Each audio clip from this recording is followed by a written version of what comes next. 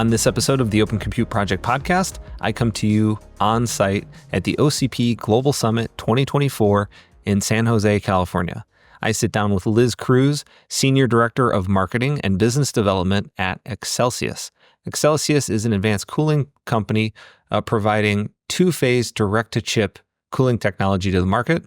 Accelsius is also a OCP Startup Member. So we talked to Liz about her experience at Accelsius and Accelsius' experience in the OCP Startup Program. Hope you enjoy. I'm Liz Cruz, and I'm with Accelsius, where I've been for a little over a year and a half. And at Accelsius, we do liquid cooling, two-phase, direct-to-chip. Okay. And prior to that, and as Accelsius, we're a startup member of OCP, which we've enjoyed the benefits from. And then prior to that, my history is largely as an analyst. I was an analyst at Omdia and its predecessor brands, IHS Markit, IMS Research, for well over a decade, almost 15 years. And I was forecasting technology trends as an analyst. So many years ago, wrote the first liquid cooling report. Excellent. Yeah. So you have background. You're no stranger to events like this and Yes. all the things that are happening. You mentioned Accelsius is focused on two-phase. Let's dive into the technology a little bit, because a lot of people don't know the difference between, like, they hear liquid cooling and there's a lot of things in liquid cooling. Yeah, absolutely. So I kind of think of it as a quadrant or a matrix where you've got immersion, single phase, two-phase, direct-to-chip, single phase, two-phase. Immersion is, as I'm sure most of the people here know or have seen, a kind of a tank approach where you dip the servers directly into a full bath of fluid. Single phase, two phase in both immersion varieties. Right. For the direct-to-chip, single phase, what that is a fluid, usually a water-based or primarily a water-based fluid, 75% water, 25% propylene glycol, flows into a cold plate that sits on top of a CPU or GPU and flows out as a liquid. Okay.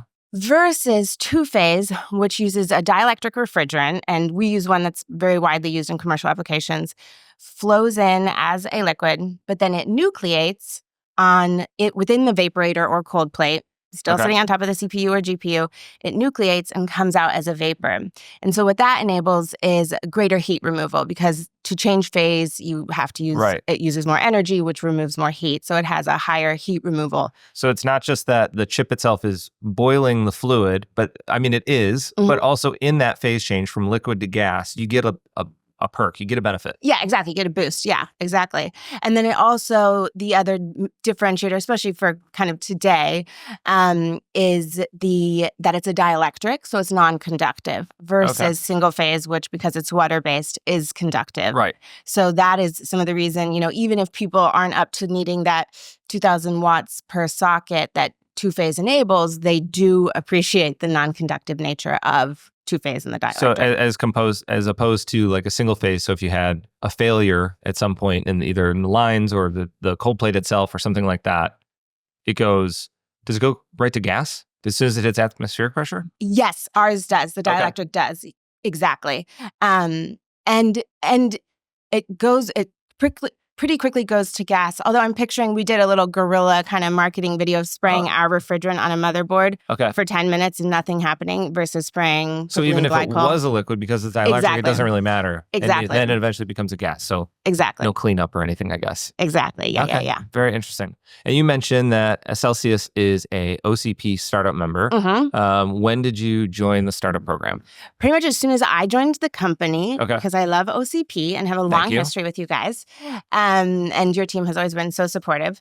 So we joined, I joined probably in like April, but then I think actually you guys didn't launch the program until June. So I was talking to you guys as the program was being kind of formally launched. So you're like a charter member. Yeah. I had like the inside scoop. You did. Well, and the first time we met was you guys kind of just publicizing Accelsius, because we met in Texas at Data Center World. Yes. And with our team, and like, we were just kind of looking at the technology because it was so novel and so new. Yeah. And then we're like, we have a program and this would be a great candidate for the startup program. Yes. Yeah, I felt like that was just shortly after I joined too. So that's in April 2023. Yeah. Yeah. And then I became new to the foundation. I joined the foundation. I've been in the OCP ecosystem for like 7 years, but I joined the foundation in February. Oh, yeah. That's So like, that I was only supposed to- beat you guys, by a couple months to the Yeah. program. I know. You were a good ad. You helped make thank you. sense of everything. I appreciate that. Yeah. So how does what's your experience been like in the startup program? Like first it was like you were a charter member. Our startup program offers some benefits like maybe some on-ramps into the OCP ecosystem from a cost perspective, but then there's also a contribution element to that. Does Accelsius have anything in the works for like giving back to the OCP? Yeah. So I think in the initial early days, it was very helpful to have the connections. I mean, even though everyone at Accelsius came somehow, form or fashion, from related to the data center industry, none of us were two-phase, direct-to-chip, been there forever.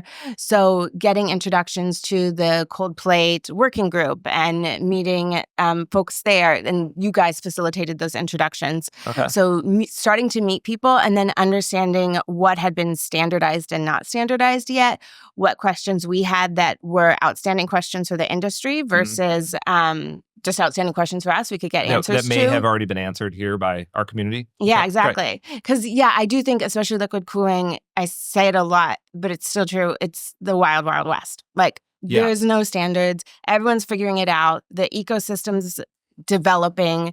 Even, I mean, name anything, pipe sizes, who does what integration, where the services come from. It's also new. Exactly. Like we were using air as medium, the only medium for cooling. And now, air is just around. Yeah. There's lots to figure out when you bring liquids into a data center. Right? Exactly. And so it's nice to be in a community where it's not a business card situation. You are, no one's trying to sell anything. We're all just really trying to figure out how to work together and make this not so crazy. Get some law enforcement involved. Yeah. Well, just solving problems or like agreed, and perspectives, right? So it sounds like your team was like data center native, your team, but not, that technology was so new that you guys developed. There hasn't been a book written on how to go do this. Exactly. So what was available from OCP was made, we were made aware of. And then it's funny. So, early days as a startup, we needed kind of that, we needed some education and like circling around of others to understand what was already figured out. But now we're starting, as you mentioned, to drive some standardization and some innovation. So, for example, at this show, our CTO, Dr. Rich Bonner, wrote a paper with Intel about a potential for universal cold plates. So maybe talking about a new way to bring two-phase and single-phase more naturally into the market. And leverage the same hardware or at least standard. Exactly. And so they did some testing and are presenting the results. Actually, they just presented the results of a universal cold plate optimized for single phase, which they then tested for single phase, water-based, and then two different refrigerants for two-phase, the 515B, which is what Intel uses, and our 1233ZD, which is a lower GWP, but also lower pressure. But anyways, so it's kind of now, as we mature, we're able to work with other organizations and hopefully drive some kind of standardization or interoperability. And then it doesn't matter that, you have if I'm kind of surmising a bit from my experience in OCP, but like at the start, it's working with other typically vendors for like shared experiences or gaps. But then you also have, like you mentioned, Intel. And so now you have this interaction with a, legacy company that's been around a long time. That's a big difference. Exactly. Yeah. And OCP is one of the few places that I can think of where the really big guys play with the little guys too. Right. I heard somebody else say something similar to that. Or like, it doesn't matter your tier. Maybe this was an organizational example. Like, it doesn't matter if you're a VP or if you're a junior person in this team. Like, your input is valid and has equal weight. Yeah. In it's definitely in engineering discussions, things like that. Yes, and I think OCP is so heavily geared, towards the engineering, academic, scientific community versus, some of the other shows or events that anyone who's talking is probably already very smart, and so they're all listening to each other. It's a good take. I tend to agree. I definitely find myself going into rooms going more than not, and it's a great place to be of like, I had no idea this was a thing. I Oh, I didn't think that was even a problem we needed to solve. But once you get it, then you're like, oh yeah, obviously. Yeah, exactly. Yeah. Okay, excellent. I have that every day. That's good. So you also have, so you talked about contributing. That was in the poster sessions and things downstairs. So that'll be available. People can consume that. They can come to the OCP website and get that information, right? Perfect. Yes, that was our experience last year. Okay. Yeah, right. that they can get that. They can get the recorded session. So yeah, they can kind of, if someone wasn't here, they can still learn. Right, they still get it. Yeah. And then you have a live demo here too? Yeah, we have one in the Intel booth, and then cool. we have one downstairs in the lower level by the Future Technology Symposium. Yep. Okay. Yeah, and we've had great traffic. Oh, that's great. Yeah, it's really we had, those are kind of separate. Like we have our commercial expo hall stuff, and then we have Innovation Village, but then we have FTS is kind of in the symposium with the more cutting edge, academic, those type of things you guys are doing in that space. So it's good to hear you. Good traffic there. Yeah. And that's what we were talking to the OCP team, and they were saying just, the idea of Future Technology Symposium was to talk about a technology that was, I think they aim for 2 to 5 years out.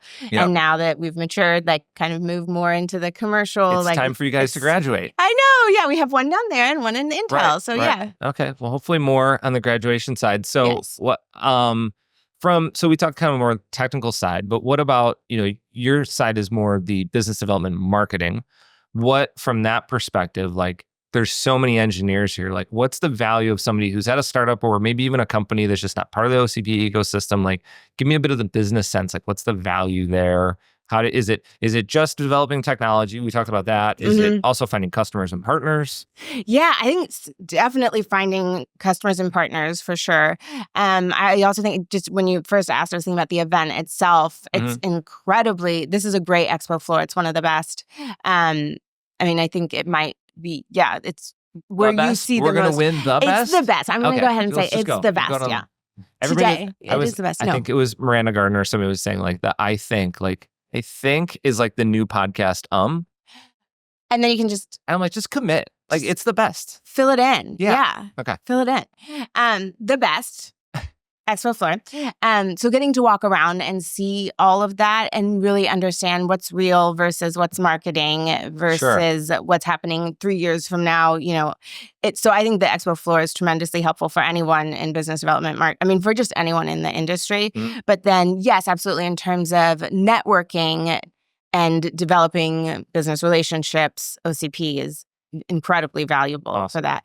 And I think it's interesting because, I'm more on the business development side, and I can bring in as needed my technical folks. Okay. And it's a more meaningful conversation. I think it's a community that fosters cross conversations, cross matrix conversations. Yeah. Yeah, that's been my experience too, because I came from the business development side too. And it was but there's stuff to really sink your teeth into here. There's real problem solving happening here. Yeah. I think there's a lot of value in that. Yeah, I agree. And even just things I'm learning, and that was just in a session, which I didn't understand all of it, but there's a big gap for thermal load banks for TTVs in the market, developing thermal test vehicles for GPU. See, that's one of those problems that I was I didn't know we needed to solve this. Same. Yeah, I know. And so then that's a market opportunity, that's something that opens up that really is a gap. And this is something we can try and make money from, Very cool. Very cool. From more on the business development side. So you have the demos, we have the papers, what's been, and then we have the expo hall floor, which you get to participate with Intel in. Yes. In the future, what else, or any other programs or anything here at Expo, or just OCP in general, are calls or anything else that brings your company a lot of value?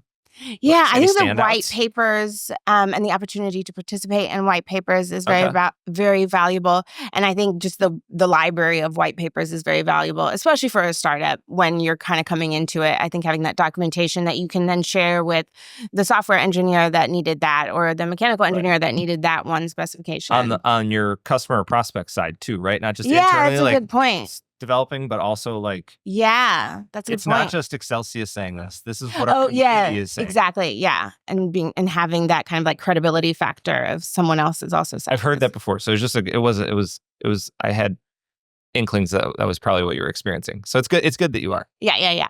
Excellent.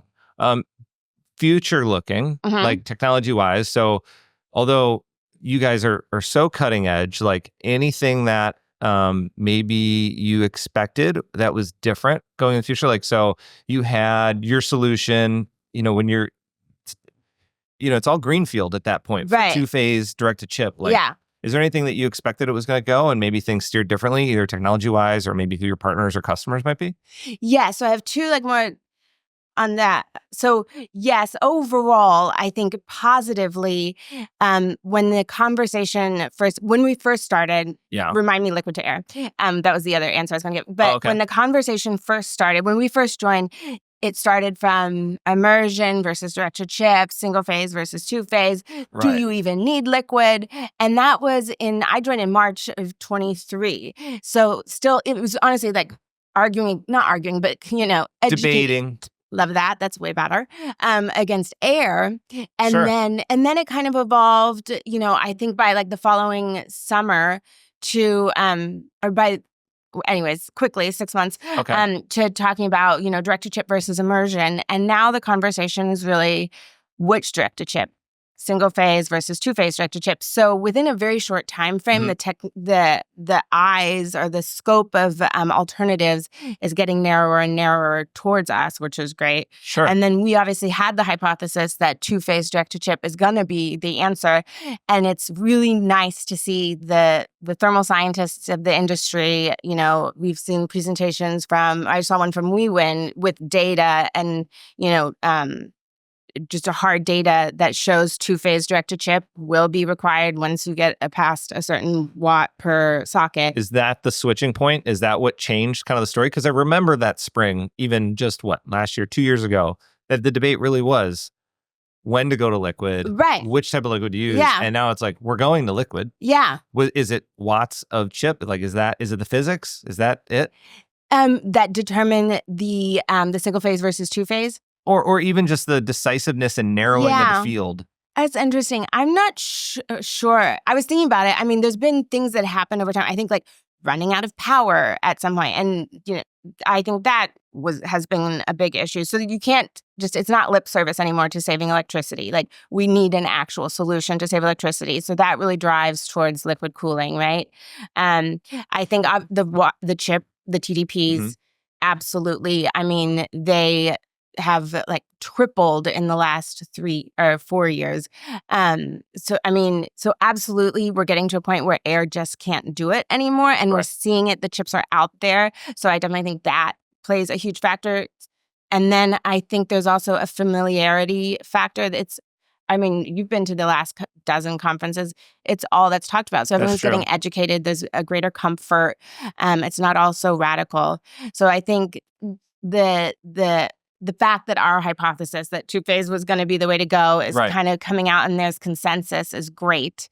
So, and then just another thing that was interesting and would be great if anyone watches this and has feedback is that liquid to liquid CDUs have been what's been talked about. I'm glad you remembered because you had asked me to remind you, but you're already on it. So you're good. Keep going. There's one other that I did forget, but it's fine. It's gone. Okay. But liquid to liquid. Yeah. And liquid to air. Yeah. So we thought, and it's definitely best practice, widely understood, liquid to liquid CDUs are the best practice because that's what gets you're able to turn the chiller ideally off and have much higher facility water temperatures.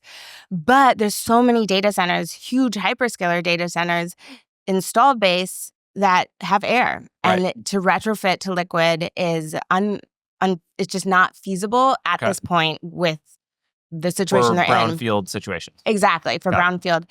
And so the need for a liquid to air CDU and to kind of bridge that gap that is probably going to be like 3 to 5, 6 years of, existing in an air-cooled data center, but your chips demand liquid cooling. So how do you bridge that gap if you don't have facility water? Right. And there's solutions now.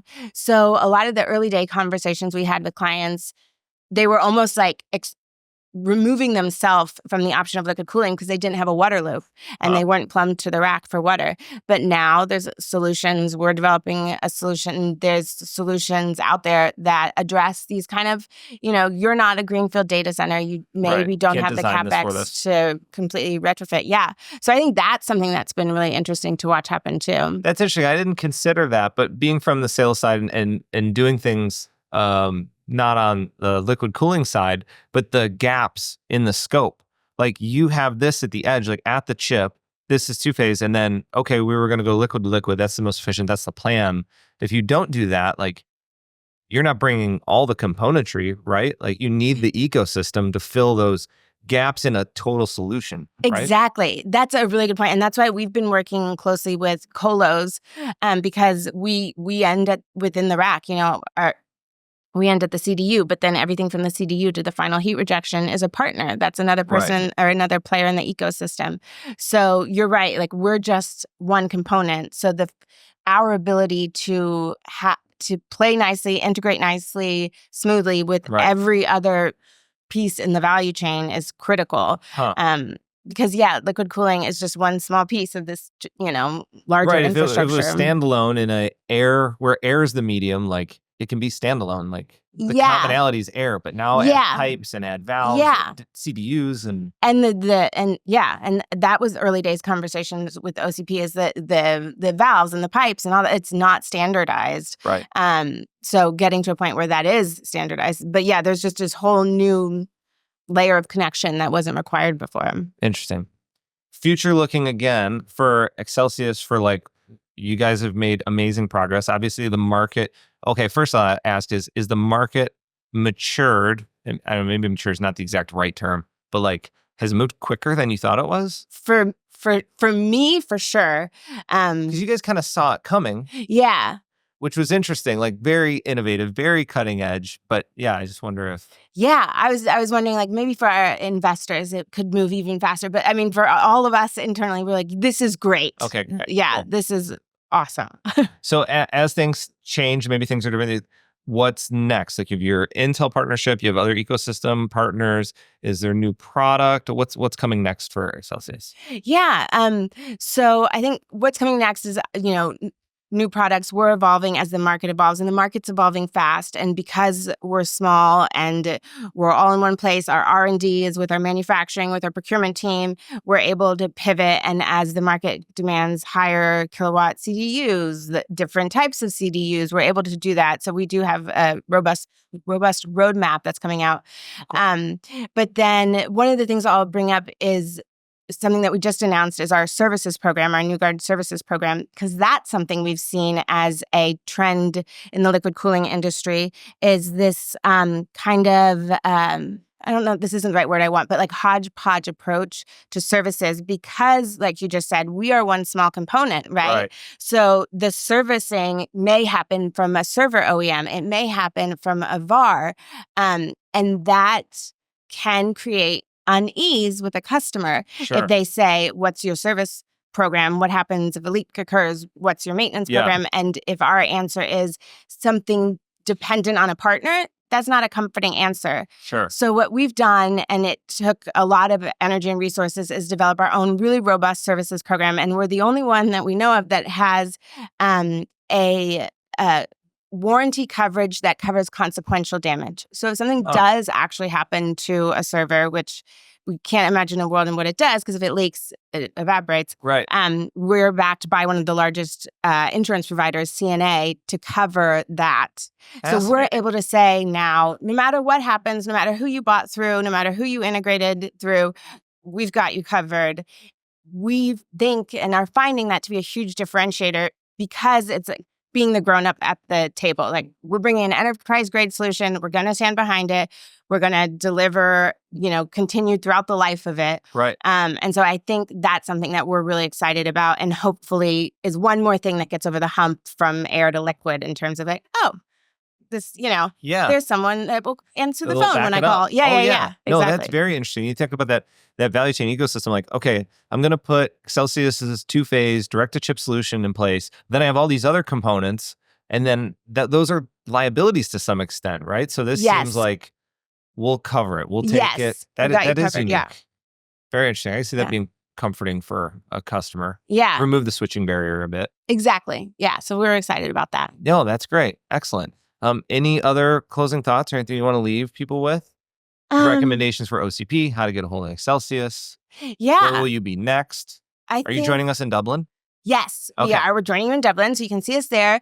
We are here on the floor, but I guess by the time people see this, we will not literally physically You won't, be but you could here go to the website. anymore. No, I won't either. I hope not. I hope they let me go home. But they'll be able to download the paper, any other presentations you've been part of. Yeah, I think downloading this study would be really interesting. I think watching... I'll link it in the bottom. It'll be in the comments, so they'll perfect. get access to it. Okay, perfect. Yeah, I think the things that we presented in the panel we were a part of today are answering questions that have been asked for a while, and there's finally good data to back it up. So I think our white paper and then the one of the panel members, they had good data on facility level differences enabled with single versus two-phase, and that getting that whole big picture of what it means for how much warmer can you run your facility water. They had some good data on that. And the answer was about, in many conditions, 10 degrees warmer on the facility water. So anyways, I think linking to that session would be really helpful too. Excellent. Great. Yeah. Well, thank you so much for joining me, being on the podcast. My pleasure. Great to talk to you and learn more about what you guys are up to, because it is moving so fast. I know. And your experience with the startup program. So it's great. I'm glad to hear you guys are having lots of success. And well, thank you for all the part OCP has played in it. Thanks.